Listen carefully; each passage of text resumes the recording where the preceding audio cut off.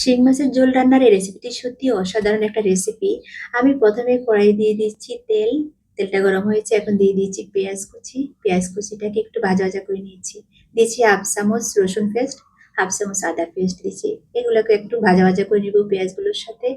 খুব ভালোভাবে ভাজতে হবে, তাহলে কিন্তু ঝোলটা টেস্ট হবে।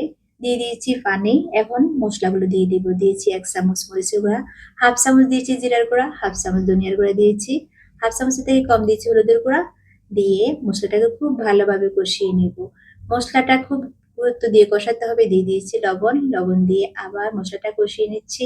মশলাটা কষানো ভালো হলে কিন্তু মাছটার টেস্ট হবে বেশি। মাছটা দিয়ে দিলাম। মাছটা আমি আগেই পরিষ্কার করে রেখেছি। এখন কষানো হয়ে গেছে, পরিমাপ মতো পানি দিয়ে দিচ্ছি। পানিটা কমিয়ে নেব একটু, কিন্তু ঝোল রাখবে। তবে এটা আমরা কিন্তু শিং মাছের ঝোল রান্না করছি।